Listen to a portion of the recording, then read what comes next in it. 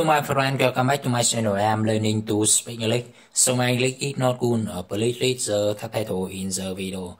Today I'm going to show how to DIY and play Taiwan DC by Television Panasonic. Xin chào tất cả bạn, chào mừng các bạn đã quay trở lại với kênh YouTube mình. Hôm nay thì mình sẽ dẫn các bạn độ chế một bộ công suất mini 12V từ TV Panasonic các bạn nhé. Rồi ok, với cái bộ công suất 12V này thì chúng ta sẽ sử dụng con IC. Con này con IN1780B các bạn nhé. Và thì sẽ zoom gần lại cho bạn quan sát.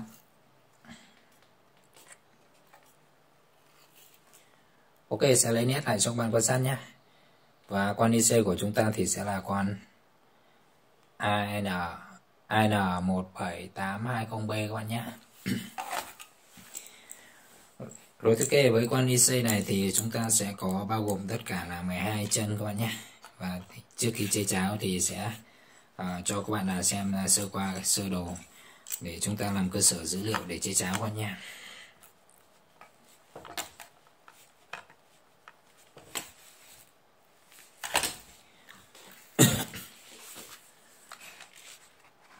Ok, thì đây là toàn bộ cái mạch của con IC này các bạn này. Thì con IC của chúng ta thì sẽ bao gồm tất cả 12 chân các bạn nhé. Chân số 1 của chúng ta thì sẽ là nguồn nhé, nguồn 12V nhé. VCC Taiwan input 1. Và thì chân số 2 và chân số 4 là chân ra loa các bạn nhé. Speaker out 2 and 4. Chân số 3 của chúng ta thì sẽ là mát các bạn nhé. Chân số 5 thì nó liên quan đến cái mạch standby và yêu cầu các bạn dùng cho mình quan điện trở 100k Racing 100k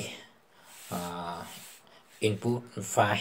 Các bạn lấy nguồn 12V qua con điện trở 15k và vào chân số 5. Chân số 6 và chân số 8 là đường nhạc vào các bạn nha. Music input 7 and 8. Chân số 7 của chúng ta thì sẽ là mát các bạn nhé. Chân số 9, chân này thì nó là một cái chân volume, hạn chế điện áp volume. Và thì các bạn sử dụng cho mình con điện trở 15k nhé. Racing 15k. Vào chân số 9 lấy nguồn 12V các bạn nhé. 12V qua con điện trở 15k và vào chân số 9. Chân số 10 và chân số 12 là chân ra loa nữa các bạn nhé. Speaker out 10 and 11. Ok, thì sẽ để sơ đồ một lúc cho các bạn làm cơ sở dữ liệu để chế cháo các bạn nhé.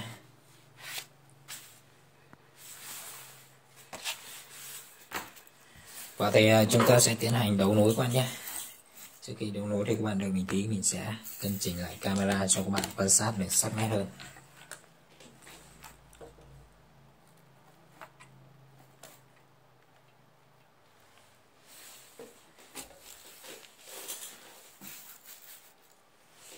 Ok, trước tiên thì các bạn xác định cho mình chân nguồn nhé. Chân nguồn của chúng ta thì sẽ là chân số 1 VCC Taiwan input 1. Ở đây thì mình sẽ sử dụng cái nguồn bằng máy tính các bạn nhé. Nguồn máy tính này có nguồn 12V này, 12V dương 12V này các bạn này. Và thì dây vàng là dây 12V các bạn nhé. Taiwan Zero Taiwan. Thì các bạn chú ý chân nguồn của chúng ta thì sẽ vào chân số 1 VCC Taiwan input 1. Và dây đen là mát các bạn nhé. Black GND.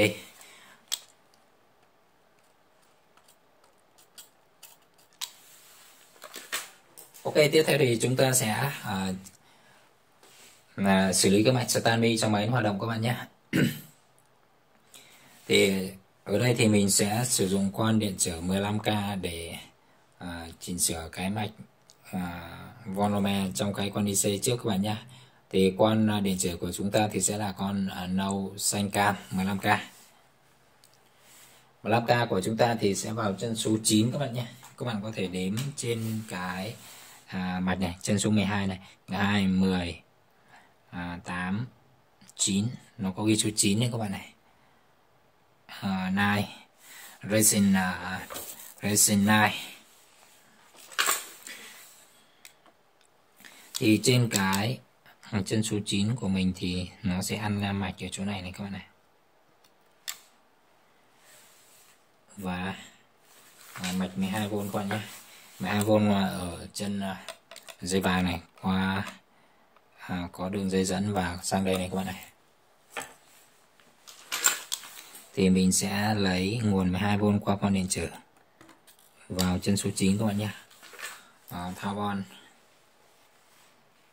Racing input 9. Ok. Như vậy là mình đã hàn xong cái chân polymer nhé. Tiếp theo thì chúng ta sẽ can thiệp vào cái mạch standby nhé. Thì cái mạch standby này thì các bạn cũng lấy con điện trở 12V vào chân số 5 nhé. 1, 2, 3, 4, 5 file Racing 100K input file. Các bạn là dùng cho mình con điện trở 100K vào chân số 5. Chúng ta sẽ lấy nguồn 12V qua con điện trở và vào chân số 5 nhé. Ok, thì mình sẽ lấy nguồn 12V này.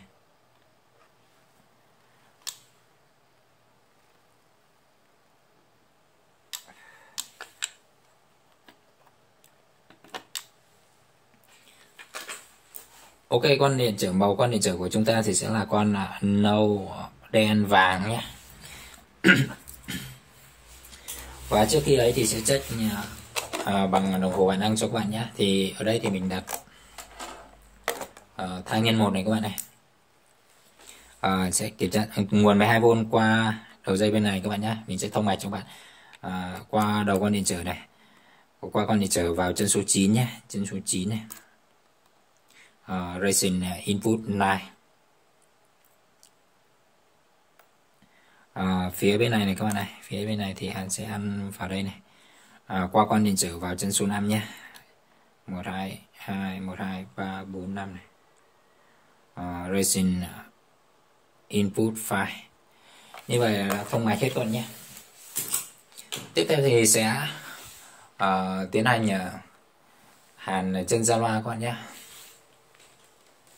Ra loa thì mình sẽ sử dụng 2 chiếc loa toàn giải của mình này các bạn này. Này khá là to và còn một chiếc đây nữa các bạn nhé. Thì chân ra loa của chúng ta thì sẽ là chân số 2 và chân số 4 các bạn nhé. Speaker out 2 and 4.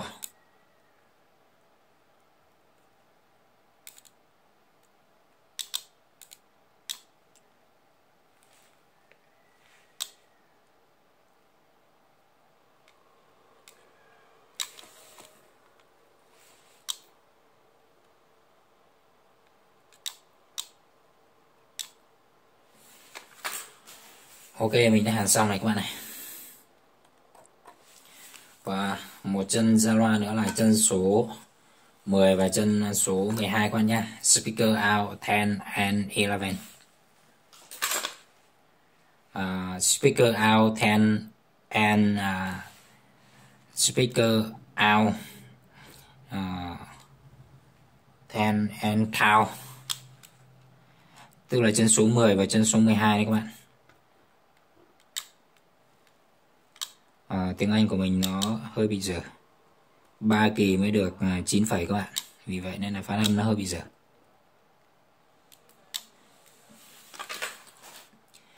Ok, như vậy là mình đã hàn xong cái phần ra loa và liên quan đến các mạch standby. Thì chúng ta sẽ test xem mạch nó hoạt động chưa các bạn nhé. Ok, thì mình này cắm điện này các bạn này.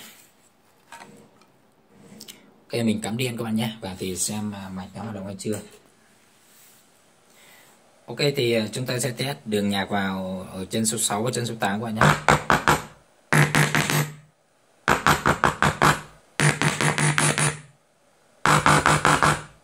Ok, như vậy là mạch nó hoạt động bình thường các bạn nhé. Tiếp theo thì chúng ta sẽ câu đường nhạc vào qua một cái bo chỉnh nhạc cho mình tự chế các bạn nhé. Cái bo truyền thống hôm nào chế âm ly mình cũng lôi nó ra các bạn. Cái này nó khá là tiện. DIY Music Controller by DIY Music Controller. Ok, thì sẽ hàn cái phần đường nhạc vào các bạn nhé. music input 6 and 8. Thì chân nhà vào của chúng ta thì sẽ là chân số 6 và chân số 8 các bạn nhé. Thì các bạn có thể lần từ IC hoặc là hàn trên mạch theo như mình.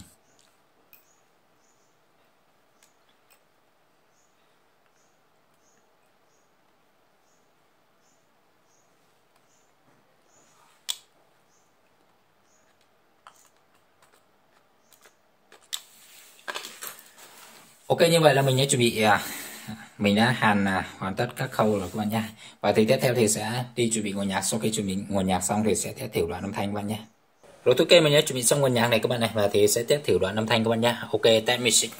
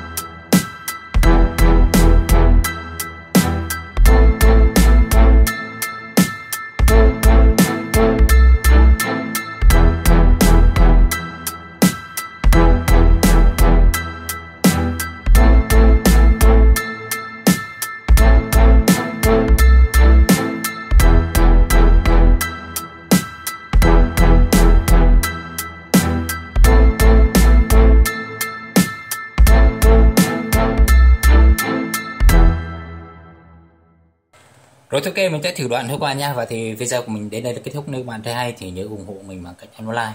Và đối với các bạn mới thì đừng quên đăng ký kênh mình để được cập nhật những video mới nhất. Sau hẹn gặp lại các bạn ở những video lần sau. Thank you for watching video. Goodbye, see you again.